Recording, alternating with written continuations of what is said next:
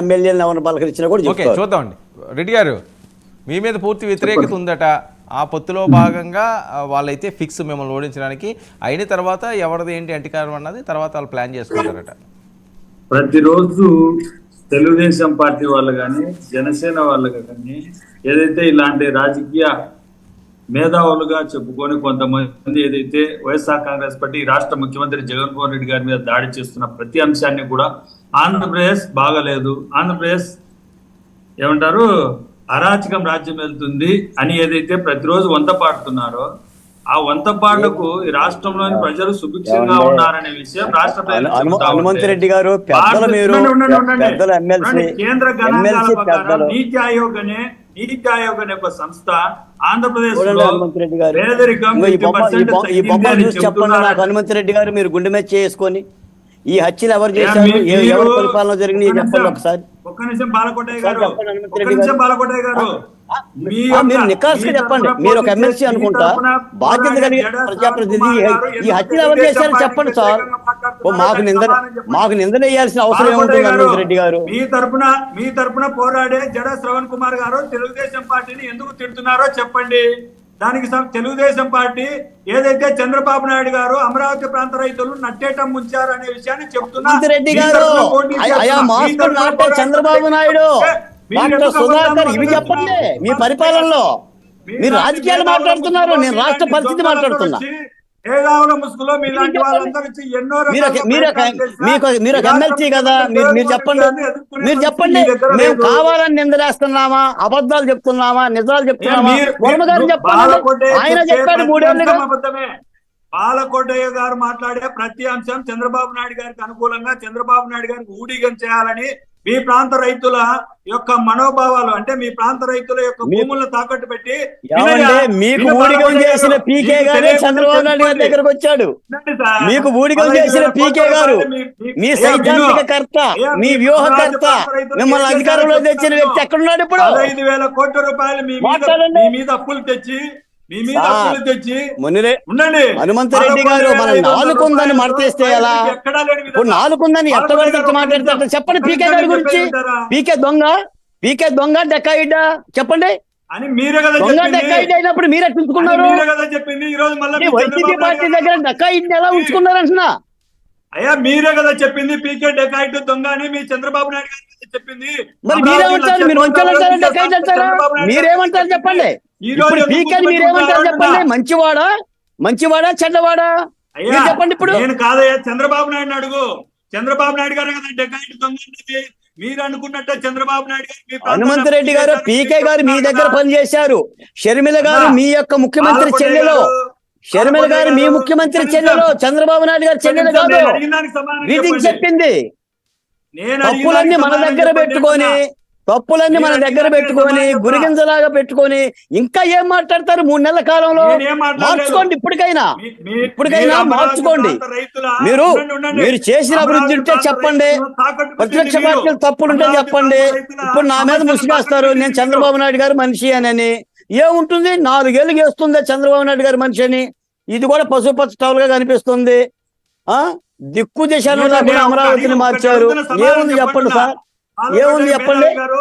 ఒక ముఖ్యమంత్రి 400 కోట్ల రూపాయలతో రుషికొండలో రాజ్యం కట్టుకుంటాడా? ఎక్కడ ఉందా? ఏ రాష్ట్రంలో? హనుమంతరెడ్డి గారు ఒక మాట చెప్పండి. ఏ ముఖ్యమంత్రి అయినా 500 కోట్ల రూపాయలతో రాజసౌధం కట్టుకున్నారా ఈ దేశంలో? చెప్పండి మీరు. మనం అంగీకరిద్దాం. నాకు అర్థం కాలేదు. 500 కోట్ల రూపాయలతో రాజసౌధం నిర్మించుకున్న ముఖ్యమంత్రి ఎవరు ఈ దేశంలో? 9 కిలోమీటర్లు 9 కోట్లతో ప్రయాణం చేసిన ముఖ్యమంత్రి ఎవరు? ఈ పరిపాలన లోపాలు కావా? టీటీడీలో తిరుపతి దేవస్థానంలో 81 మంది సలహాదారులు ఉన్నారు.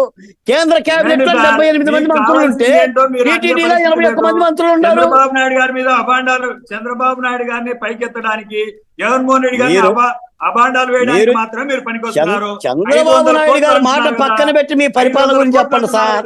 చంద్రబాబు నాయుడు గారు ముఖ్యమంత్రి కాదు, ఆయన మాజీ ముఖ్యమంత్రి.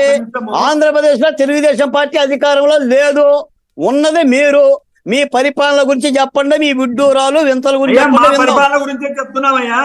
అయ్యా బాలకోటయ్య గారు, మా పరిపాలన ఏంటో చెప్తున్నా, అది వినకుండా మీరు ఓపిక పట్టకుండా, అందుకే చెప్తున్నా. మీరు రాజకీయ పార్టీల జోలికి పోండి, బాలకోట జోలికి ఎందుకు? బాలకోటతో పనే ఉంది సార్. మేమేదో దళిత చేసి ఉద్యమకారులమే, మాతో పెట్టుకుంటే ఏముంటుంది? తాటాకమంటే ఏముంటుంది చెప్పండి? నాతో మీరు పెట్టుకొని మాట్లాడతారు హనుమంత్ రెడ్డి గారు? అది రాష్ట్ర ప్రజలకు అన్ని తెలుసులే. 15,000 కోట్ల రూపాయలు మీ మీద అప్పు తెచ్చి దాంట్లో 4,500 కోట్ల రూపాయలు ఖర్చు చేసి అమరావతిలో 2,000 కోట్ల రూపాయలు లంచం మనం చేసిన అప్పులన్నీ, ముఖ్యమంత్రి చేసిన అప్పులన్నీ 11,38,473 కోట్లు. గణాంకాలతో చెప్తా. ఈ రాష్ట్రాన్ని మద్యం అమ్మిన అమ్మకం 1,10,000 కోట్ల రూపాయలు. బీద సాధన రక్త మాంసాలు అన్ని విక్రయించిన మద్యం విక్రయాలు. విద్యుత్ ఛార్జీలు 50,000 కోట్లు. ఇసుక ఛార్జీలు 2,000 కోట్లు. ఎవరితో మాట్లాడతారండి? మీరు మాట్లాడాల్సింది మీ యొక్క నాయకులతో మాట్లాడుకోండి. బాలకోట ఇలాంటి వాళ్ళతో మాట్లాడితే ఏముంటుంది హనుమంత్ రెడ్డి గారు? మీరు బాధ్యత గల ప్రజాప్రతినిధి అయ్యుండి రేపు 3 నెలల తర్వాత కూడా మళ్ళీ మీరు మాట్లాడతారు. బాలకోటి గారు 3 నెలల తర్వాత కూడా ఇంతే మాట్లాడతారండి వర్మ గారు. ఇది పరిస్థితి. బాలకోటి గారు ఒక్క నిమిషం ఆయన మాట్లాడినివ్వండి. హనుమంత్ రెడ్డి గారు మాట్లాడండి. హనుమంత్ రెడ్డి గారు మాట్లాడండి, మీరే మాట్లాడండి. హనుమంత్ రెడ్డి గారు మీది ఫ్రీజ్ అయింది, ఒక్క నిమిషం నేను వస్తాను. అజయ్ ఏంటి ఇంక వ్యూహాలన్నీ కూడా పదును పెట్టినట్టేనా? ఇంక రెడీయా ఎన్నికలకి? వాయిస్ మీట్లో ఉన్నది అజయ్. తప్పకుండా వర్మ గారు, రేపొద్దున ఎన్నికలు పెట్టినా సరే మేము సిద్ధమే. ఆంధ్రప్రదేశ్ రాష్ట్రంలో తెలుగుదేశం పార్టీ జనసేన పొత్తులో 160 స్థానాలు గెలవబోతున్నాం. జగన్మోహన్ రెడ్డిని ఆంధ్రప్రదేశ్ రాష్ట్రం నుంచి విముక్తి చేస్తున్నాం. రాష్ట్ర ప్రజానికాన్ని కాపాడబోతున్నాం. వర్మ గారు మేము ఈ రోజు కూడా స్ట్రాంగ్ గా ఒకటే చెప్తున్నాం. ఈ రోజు ఇప్పుడు హనుమంత్ రెడ్డి గారు ఎమ్మెల్సీ గారు ఆయన అర్థం చేసుకోవాలి. నిజంగా జగన్మోహన్ రెడ్డి గారి పరిపాలన అద్భుతంగా ఉంటుంది. జగన్మోహన్ రెడ్డి గారి పార్టీలో ఉన్న ఏ ఒక్క ఎమ్మెల్యే కూడా బయటికి రాడు.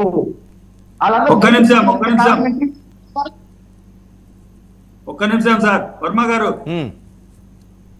ఇప్పుడు ఏదైతే తెలంగాణలో రేవంత్ రెడ్డి గారు ప్రజల దగ్గరికి వెళ్ళినప్పుడు ఆంధ్రప్రదేశ్ లో వాలంటీర్ వ్యవస్థను తీసుకొస్తా అని చెప్పారు.